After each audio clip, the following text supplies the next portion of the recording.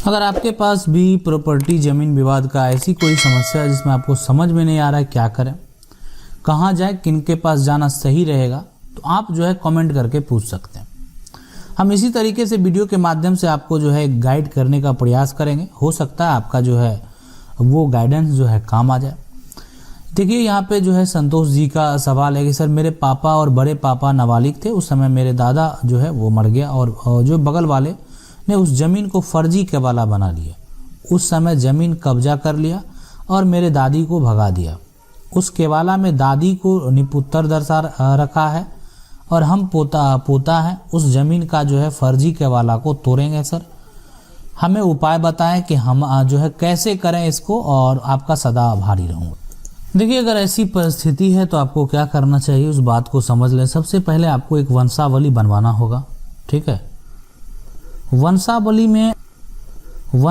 में इसमें होगा कि जो आपने बोला कि निपुत्र दर्शा रखा है तो उसको वंश जो है वंशज आपको दिखाना होगा, ठीक है। वंशावली जब आप बनवा लेंगे उस आधार पे जो है आपका जो केवाला है, ठीक है, आपका जो ज़मीन का कागज़ था, ठीक है, आपका जो ज़मीन का कागज़ था वो आप जो है एक तरह से वो कागज़ आप जो है आप निकाल लें, जो भी पूर्वज का होगा, यानी जो जिसका फर्जी केवाला बनाया, और उस आधार पे आप जो है सिविल कोर्ट के लिए ही आपको यहाँ पे आवेदन करना होगा, सिविल कोर्ट में केस फाइल करना होगा, ठीक है। और वहीं से जो भी होगा संभव वहीं से, किसी अधिकारी के पास से नहीं। तो इसलिए आप सिविल कोर्ट जाएं, वंशावली के आधार पे जो आपका यहाँ पे आप निपुत्र बोले हैं, ठीक है, और वो एक तो गलत चीज़ हो गया, फिर यहीं पे एक पॉइंट आपको मिल ही गया और वो केवाला टूटेगा 100% जो है, ठीक है। अगला सवाल है, ये पूछ रहे हैं सर मेरा ज़मीन 2014 में रजिस्ट्री जो है वो कराई, 2018 में जो है बोलता है कि मेरा जो है वो खतियानी ज़मीन है, पर मेरा ऑनलाइन रसीद जमाबंदी सभी जो कट रहा है, पर जो है किसान सम्मान निधि योजना का पैसा भी आ रहा है, उसका ज़मीन हो पाएगा? ज़बरदस्ती में ये मेरा ज़मीन होगा, है ना। बिहार में नहीं रहते हैं हम, भागलपुर में रहते हैं, अच्छा बेंगलुरु में रहते हैं, ठीक है, ये गलत हो गया, रहते हैं, और उससे जो है वो लर्निंग में जो है सक्षम नहीं है। देखिए यहाँ पे लड़ने में सक्षम नहीं है। देखिए आप हमको बता 2014 में अगर आप ज़मीन रजिस्ट्री करवाए हैं, ठीक है, और 2018 में आप जो रजिस्ट्री करवाएं अगर आपका दाखिल खारिज हो गया, आपका ज़मीन का रसीद कट रहा है, ठीक है, तो अभी किसी का भी खतियानी ज़मीन है उससे मतलब नहीं है ना। और आपका ऑनलाइन रसीद है, जमाबंदी सब कुछ कट रहा है, वो किसान का पैसा आ रहा है, सब कुछ है, ज़मीन का दखल आपका है, तो आपको कोई तरह का दिक्कत नहीं होना चाहिए। अगर आपको इस तरह से कोई भी है, अगर आप कोई भी लोग जाने के लिए स्वतंत्र है, लड़ाई करने के लिए स्वतंत्र है, कोर्ट जाने के लिए स्वतंत्र है, ठीक है, जा सकते हैं, और अगर कोई जाता है तो आपको जवाब उसका जो है देना पड़ेगा। आप अगर ये जीवन में सोचते हैं ना कि लड़ाई करने के लिए जो है हम सक्षम नहीं है, हम नहीं करेंगे, तो इसमें लोग जो है उसका फ़ायदा उठा के डिग्री ले लेंगे। ये जीवन जो है उसमें अगर कोई बाधा उत्पन्न करने का कोशिश करता है तो हम बाधा से खुद जूझते हैं, ठीक है, और वो आपको करना चाहिए। अगर ऐसा कुछ होता है ना, कोई भी स्टेप कोई लेता है, वो अगर दूसरे पक्ष अगर कानून में जाता है तो आपको जो है वो अपना जवाब भी जो है देना चाहिए। ये पूछ रहे हैं सर मेरा घर जो है, और जो दूसरा आदमी बोल रहा है कि आप जो है हट जाओ, है ना, इसके बारे में बताएंगे। जो आदमी बोल रहा है हट जाओ, वो आदमी जो है चौहद्दी में मेरा बाबा जी का नाम दिया है और उसी ज़मीन का जिस पे जो है अभी मेरा घर है। सबसे पहले जो है घर जो है अगर आपका ज़मीन पर दखल है और इतने लंबे सालों से दखल है, अगर ऐसा कोई बोलता है, इसकी शिकायत आप सीओ और एसडीओ को ज़रूर करें, ठीक है। जो आप मेरे पास बता रहे हैं वो ही बात जो है स्पष्ट करना है कि आप इतने दिनों से रह रहे हैं और इसमें जो है आपको कोई आदमी उसको आके ज़बरदस्ती परेशान करने का काम करता है, उसको नोटिस चला जाएगा, ठीक है, नोटिस जाएगा उस बात का एसडीओ कोर्ट से, और पूछा जाएगा कि आखिर क्यों ऐसा किया जा रहा है। ज़मीन में जो है एक तरह से अगर चौहद्दी दे दिया गया है तो हम यहाँ पे, ठीक है, वो चीज़ देखिए, एक चीज़ होता है ना कि सबसे पहले उसमें हो सकता है कि वो गलत तरीके से भी हो, कोई बड़ी बात नहीं है कि वो सही ही हो पोजीशन, ठीक है। तो उसको भी अच्छे से वेरीफाई वहाँ पे भी करना ही होगा कि वो क्या उसमें गलत है, क्या होना चाहिए। और आप अगर लंबे वर्षों से आप घर में वहाँ भर कर के रह रहे हैं तो उतना आसान नहीं होता है कि उसको जो है आप किसी को हटा दिया जाना, ठीक है। मतलब किसी अधिकारी को भी जो है ना एक तरह से वो पावर नहीं है कि आपका आके घर तोड़ देगा, फिलहाल नहीं है। दबाव बना सकता है, तोड़ नहीं सकता है। अगर दबाव भी बनाता है तो आप जो है एक तरह से कानूनी स्तर पे जा सकते हैं, कोर्ट जा सकते हैं। 105 वर्ष जो है दखल में रहना मायने रखता है। ये पूछ रहे हैं सर, हमारे पास जो 109 डिसमिल जमीन है जो कि वो चक खाता से लिखा है और जो है चक अमान्य है, सर्वे मान्य है और चक खाता से रसीद भी कट रहा है। चक खाता अमान्य है, इसमें क्या करें? इसमें 1990-1991 में जो है ज़मीन लिखवाए थे। देखिए सबसे पहले जो है मतलब अगर यहाँ पे ये जब बात जो है पुराना का अगर हो जाता है, ठीक है, तो उस केस में जो है देखिए ज़मीन जो है आपका जो भी है एक तरह से 109 डिसमिल है।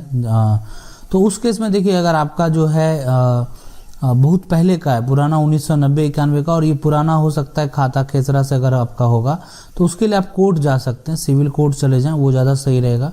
और जो यहाँ पे उसके सुधार के लिए और उसका अगर आपको मान लेते हैं कि ज़मीन का अगर एक तरह से मोटेशन नहीं हो रहा है या है ना।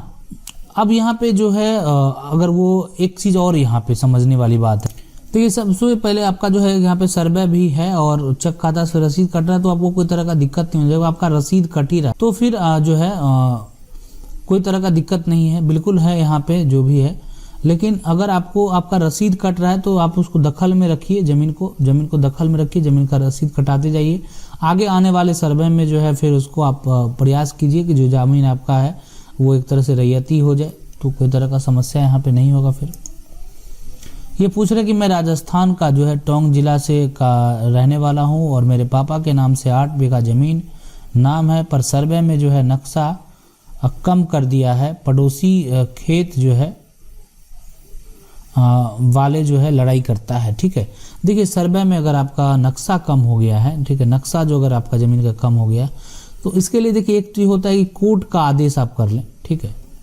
दूसरा होता है कि भू मानचित्र विभाग में जो है आपका वो आपका आदेश जो अधिकारी हैं उनको कंप्लेन कर सकते हैं। इसके लिए वेरीफाई किया जाता है, वेरीफाई करने का सरकारी अमीन का पेपर आप जरूर ले लें, है ना। सरकारी अमीन से नापी करा के जो है आपको पेपर बनवा लेना है, इसलिए कि दूसरा प्राइवेट अमीन वाला मान्य नहीं होगा। सरकारी अमीन जो पेपर बना दिया रहेगा वो आगे हो सकता है आपको वहाँ पे मान्य हो, और अगर कोर्ट का डिग्री हो जाएगा तब फिर जो है आपका वो एक तरह से वो सुधार के लिए चला जाएगा और ज़मीन जो है एक तरह से वो अगर आपका मान लो दखल में है तो कोई दिक्कत नहीं है, अगर किसी का दखल में नहीं रहता दखल भी करवा दिया जाता है।